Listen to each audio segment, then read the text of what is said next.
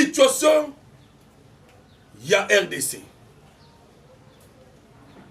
L'envoyé spécial de Donald Trump en RDC. Le M23 qui se retire de Walikale. Le Conseil de sécurité. Le dialogue de Qatar, de SSC5 et AC-SADC. Consultation politique avec le professeur Eberand. Médiation américaine. Ni les ali kolekana. Mbote bandeko ba congolais de partout, bozali kolanda biso, na chaîne na biso. Voilà to kosenga na bino. Bon, aimez déjà notre émission, de partager yango partout et nous vous saluons déjà. Bonjour, bonsoir. Ça dépend à R au Kolanda, notre émission. Awa, na kacha émission, nous allons aborder tous les sujets que vous venez d'écouter tout de suite. Tokolo Bela, nyonso oezali lokwa situation politique yamboka Congo et vous allez comprendre nini ezali kolekana bande ko ba congolais.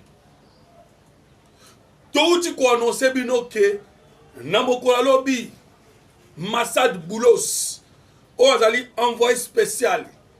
Il y a Donald Trump ou Toloba son conseiller pour l'Afrique.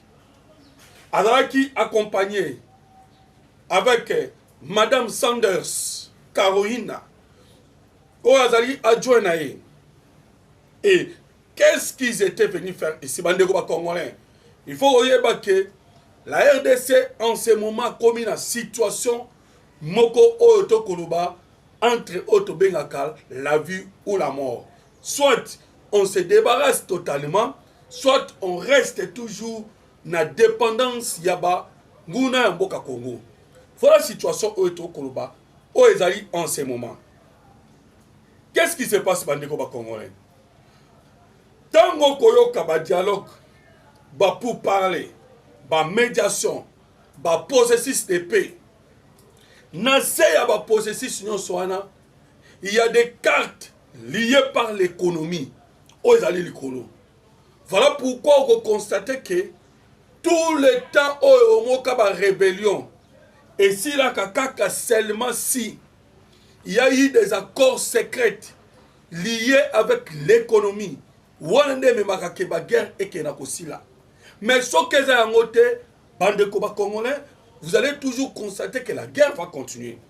Je vous donne l'exemple comme en cas de 2008-2009, lorsque Tolongwaki na CNDP Potokoma na M23, il y a eu l'accord économique signé entre Kabila et aussi le Rwanda. Même ceux qui ont donné en 2003, après San City 1, il y a eu l'accord pour favoriser la paix. Tous les minéraux au niveau de Est et RDC, minéraux surtout, et Sengeli est traversé par ce pays voisin, le Rwanda, l'Ouganda, et Kenya. C'est le cas d'aujourd'hui. Lorsque vous voyez cette tiraillement, la guerre autour de nous, c'est parce que le chemin, l'envoyé spécial, il y a États-Unis d'Amérique, il y a Congo, il y a Boulos, Massad, il y a Yébandeko Congolais. Aïe Pambate, parce que vous avez constaté que dans son voyage où Tolobana, mission Naye, il quittera la RDC. Après la RDC, à cause de la Ouganda, na Rwanda, et na Kenya.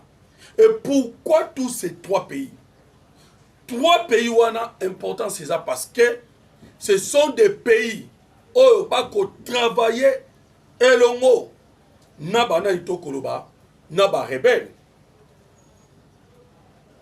Pour permettre le pillage, il y a minéraux. Voilà l'objectif, il y a Bambo Kawana Stokoloba.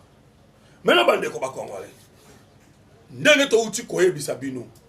Que ces trois pays travaillent ensemble. Pour la bitia, copier Mboka Congo.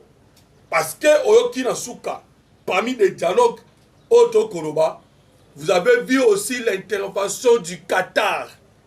Et pour le Qatar, parce que le minerai congolais, minerai Mboka Congo et Kitaka, RDC, ce qui est comme na Uganda, Soukanango ezali Kenya, à partir de Mombasa, et qui directement Émirats Arabes Unis. Tout comme ce que Bimina Rwanda, ça doit passer toujours Kenya pour que finir na Émirats Arabes Unis. Voilà maintenant l'envoyé spécial. Oh, Yemoka Zali Libanais. Pourquoi Libanais? Parce que il est aussi na kati ya ba arabe. Parce que na kati ya crise yo, il y a les Émirats Arabes Unis. Yé pas na kati. Voilà bande ko ba Congolais tout ça na tamuro, oh ezali très important. Ndenge na uti koyebisa bino ke to uti nanu kolobela makambu oyo to koloba ya uta ba rébellion pe ya kaka soki les accords secrets signés. Voilà maintenant la situation oyo ezali. Maintenant bande ko ba Congolais ndenge na uti koloba le processus de Luanda, le processus de Nairobi annulé par banani par ba oba koluka gain économique. Maintenant, les Américains de leur part, qui veulent aussi profiter de la minerai à Congo, au travers du partenariat au président Tshisekedi Aché, vous allez constater que les Américains sont maintenant venus à la grande porte. Le président Tshisekedi Alobaki n'a pas européen. Au lieu de venir par la grande porte, vous préférez toujours passer par la petite porte ou par la fenêtre. Maintenant, les Américains avec Massad Boulos, baillent dans la grande porte. Tala sikoyo guerre, oyoko bundama. Voilà bandeko ba Congolais. Maintenant, Massad Boulos, lui, il a dit ceci dans la déclaration. Non, na yena mission pour signer les accords. Pour que toye banderi torosala. Ma mission est toujours na des rôles économiques et sécuritaires. Ça, c'est ce qu'il a dit. Il a aussi dit ceci, que comme c'est économique et sécuritaire, nous devons faire tout parce qu'on ne peut pas investir là où il y a l'insécurité. Voilà pourquoi a épinglé que Bakoyana investissement, il y a des milliards, c'est ce qu'il a dit. Et il a aussi promis des entreprises privées. Vous êtes en train de constater que maintenant les Américains baillent de façon officielle. Parce que M. Charles Onana nous a révélé, nous a montré dans le livre que la guerre à l'est de la RDC, au commandant Awa, na page 63, parce que c'était les États-Unis d'Amérique na opération support opération humanitaire, mais en vrai dire opération humanitaire mais opération militaire secrète. Bandeko ba Congolais oye salaki que parce que c'était avec Bill Clinton oye salaki que ba komisaki este ya mboka na biso bilanga ya ba oto kobenga ba mafia. Mais Donald Trump a dit de manière officielle. Tant que bilanga ya ba mafia, on voit entre autres Émirats Arabes Unis et Qatar. Parce que bango basombaka déjà d'une manière illégale. Voire même les Américains, les entreprises américaines, locaux là appellent. Comment on appelle les entreprises françaises? Parce que dernièrement, Awa, Boyokaka James Kabarebe, sanctionné par les États-Unis d'Amérique, ainsi que Laurence Kanyuka qui représente le M23. Bazali Naba Oto Kobeka ba entreprise.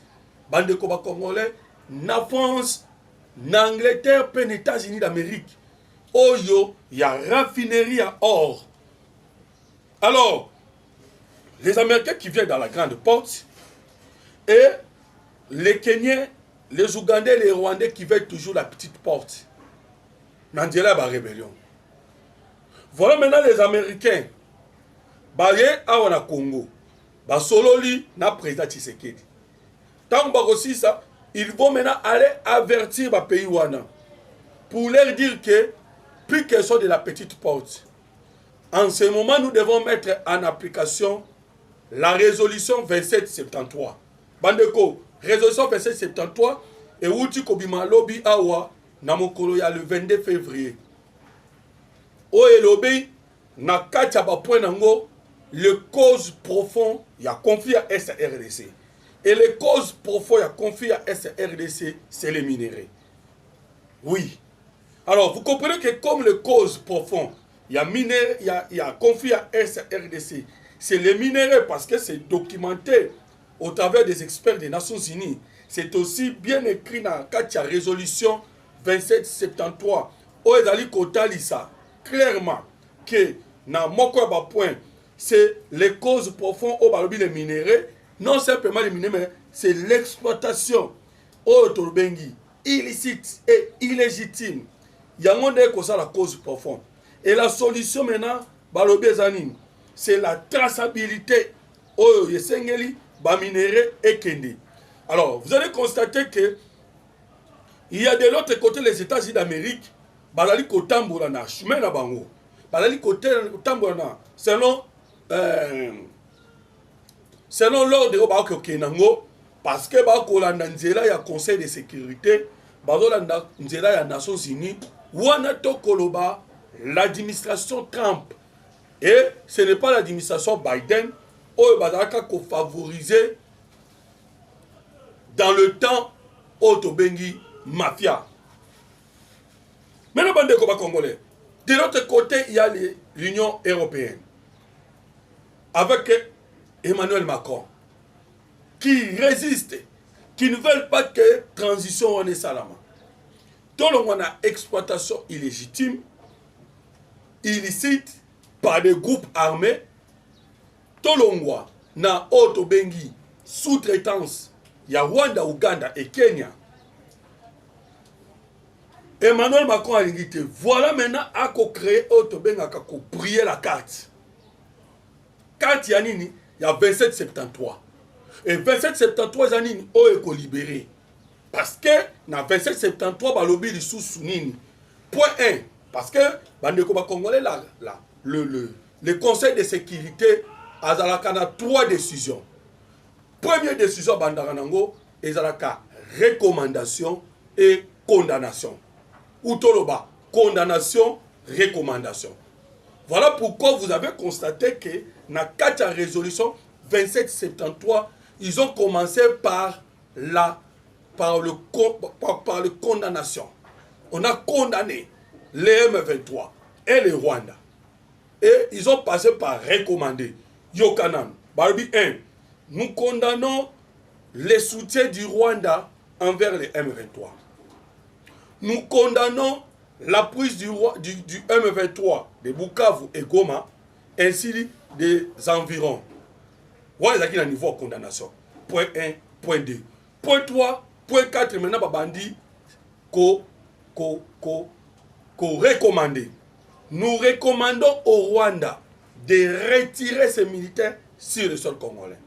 Nous recommandons au M23 de démanteler les administrations parallèles et de se retirer de Goma et de Bukavu. Là maintenant, quand ici, une étape, il y a recommandation. Maintenant, dès que tu as une décision, après recommandation et condamnation, et que comme décision à nini, décision il y a sanction. Maintenant, tu as brillage, il y a carte. Là, parce que de ce côté, nous voyons les États-Unis d'Amérique, ou les anglo-saxons. Mais de l'autre côté, nous voyons la France. La France, elongo na banani, elongo na ba o nyonso ya sali ekiri. Là, entre autres, ECC Senko, EAC SADC, Qatar. Au retour, pourquoi tu dis que EAC SADC, ECC Senko et Qatar, bazali kobriye Katia 2773. Vous allez me poser cette question-là. Nous allons vous répondre. Dans la démarche, il y a EAC SADC. Parce qu'ils ont quand même réussi à infiltrer le SADC. Parce que les décisions SADC étaient un peu nandengi, étaient un peu forts. Mais William Ruto, après avoir travaillé, parce que c'était EAC, toujours en position Paul Kagame. Mais ils ont travaillé dans CCCC pour convaincre d'autres pays à SADC. Nde Sikoyo, Basangisi, va fusionner EAC SADC. Dans l'objectif, va bouiller carte. Et vous allez maintenant voir dans mon pensée à SADC des pays comme le Zimbabwe. Oh, on a un moment où il va travailler dans le compte. Et le Zimbabwe va assurer la présidence. Il y a nani, il y a SADC. William Ruto a assuré le président, il y a EAC. Les deux maintenant se sont fusionnés pour essayer de brouiller la carte. Il y a 27-73 que je viens de vous le dire, qui est soutenu par les États-Unis d'Amérique. Bande Koba Congolais. Maintenant, on a maintenant les décisions prises par EAC SADC, telles que Balali Kotindi Kabiso un dialogue intra-congolais. Balali Kotindi Kabiso un dialogue direct avec les M23. Et Balali Kofina, l'ancien processus, Balali étouffé, l'ancien processus, on a outaki koye bisayon. L'ancien processus c'est le processus de paix. Oyo ya Luanda na ya Nairobi. Bako étouffé yango. Parce que processus ya Luanda, Paul Kagame a refusé de signer ou d'aller. Les M23 ont refusé. Parce que là il faut arranger bangote. Processus ya Nairobi, conduite par l'ancien président Uhuru Kenyatta. Les M23 avaient refusé. Maintenant, bako luka processus moko ya sika. Yango bako kenango malembe. Ils ont d'abord nommé les facilitateurs. Les 5 facilitateurs. Pour que la Mikole Koya baya nommer maintenant le médiateur. Maintenant, le médiateur va nommer. Qu'est-ce que de nouveau à Kosala au Lorenzo Salité? Vous allez comprendre que Bazali Kokene malembe pour ne kofungura mwanzela muke. Oh, comme toujours. Et kozong sabiso na dépendance ou et kozong sabiso na sous-traitance. Parce nini ba koluka ba infiltrer. Et l'objectif est ça qu'on écarte Tshisekedi parce qu'il dérange. Là na ebisio sko EAC SADC. Et c'est un même démarche. Démarche à Bangozani. Oh non, ce sont les affaires des Congolais entre les Congolais. Ils oublient que ça makambo ba Congolais et dali makambo ya ba Congolais na ba Rwandais. Parce que la guerre a fait 30 ans. Tshisekedi n'était pas au pouvoir. Mais bon, oh non, l'opposition non armée et l'opposition armée. Toutes ces oppositions autocombien même armées. Ils ont la base arrière. Base arrière, c'est le Rwanda, c'est l'Ouganda. Maintenant, quand on va maintenant les ramener dans le dialogue, parce que les animaux ont des décisions dans Bango, il y a un dialogue. Il y a un dialogue à San City. Là maintenant, on a infiltration, peut-être on a autobengi, traîtrise. Voilà, nous ne serons pas forts. On est toujours faible. Bande Koba Congolais. Là, vous êtes en train de constater maintenant, les NCC5 Koba Kotambola partout. C'est pour ramener les Moïse Katumbi, les Kabila, ramener les Nanga et consorts dans la table de négociation. Voilà maintenant pour que to continue toujours na position. Et Qatar moko parce que Qatar a tellement investi au Rwanda, il a tellement investi en Ouganda. Maintenant Qatar paie de sa part avec ça le même travail. Il y a kolukande nini kozong sabiso na infiltration. Voilà bande ko ba congolais ce qui se passe en ce moment na mboka Congo, mboka na bino, mboka na biso. Voilà. Maintenant les États-Unis d'Amérique semblent être déterminés. Non seulement les États-Unis d'Amérique, mais les anglo-saxons. Leurs intérêts marchent différemment avec l'Union européenne. Mais l'Union européenne, l'Angola, l'Allemagne, la Belgique. Voilà là où Tshisekedi a réussi aussi de les infiltrer et de les diviser. L'Angola, l'Allemagne, la Belgique. Parce que la position de l'Allemagne envers le Rwanda est allée très dure. L'Allemagne avait annulé tout l'aide. Ce côté maintenant Belgique, il y a maintenant guerre entre Belgique et Rwanda. Guerre Pierre Makasi. Maintenant le reste, c'est la France oyo azalika ko simba pe ko s'imposer pour défendre Otto Koloba Paul Kagame. Voilà bandeko. Na mukolo lobi to uti koyoka William Ruto. Oh non, nous demandons au Conseil de sécurité de laisser d'abord la place na médiation africaine. Parce que on a su que Ruto a défendre Paul Kagame. Paul Kagame qui est maintenant en difficulté. Voilà la situation où tous les Bisabino bandeko ba Congolais où ils arrivent en ce moment na mboka Congo, mboka Rabino, mboka Nabiso. Au mona kini mukole uti koleka to beta kili solo walikali pe to beta kili solo ya Otto Kobenga ya Nyangezi na Sud Kivu. C'est parce que ils ont voulu aller jusqu'à wapi na Kisangani. Okaki mwana Museveni kolaka tozo ya Kisangani toke Kisangani ceux qui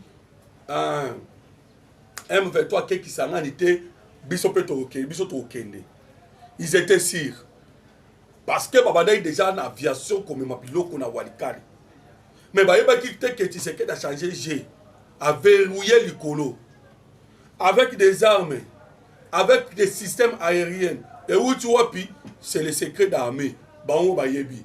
Mais je vous informe que 5 avions tombés. Nous constatons que M23 ba kimi walikale ba zongi musika.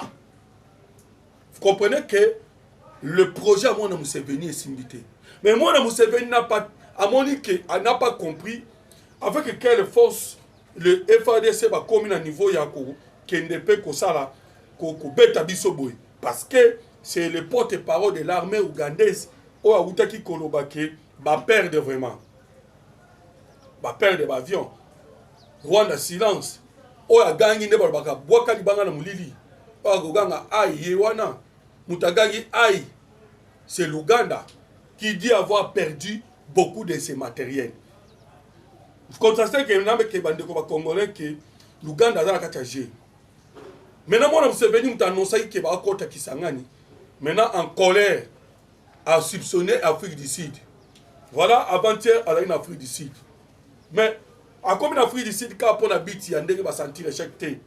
Parce que, pour mon équipe vidéo, moko, William Ngoma, et Longo, Naba, Sami DRC, ba ko signé Mikanda. Ba sepe li po ba tike la bango Goma. Mais, ba qui contré par Maman Thérèse Kaikomba, bouleversé qui makambo. Maman Thérèse Kaikomba tambola kina mambo kanyo surtout ba contributeur ya ba militaire ya Sami DRC pour leur dire que Seigneur était beau quitter et bango pe bandemi maintenant bouleversement ya makambo wana ndé compliqué mwana ya Museveni et compliqué pe mbala moko ba Rwandais. Voilà bandeko ya koloba tellement mingi mais comme to sala kangonga s'abonnez-vous massivement na chaîne Nabiso et kamata émission Nabiso partagez pour que batuno surtout bayeba ni nezali kolekana na Congo mboka na bino mboka na biso landa biso na prochain numéro pour que ozwa ba information pe ba analyse aimez mon émission commentez et partagez. Merci beaucoup, à la prochaine.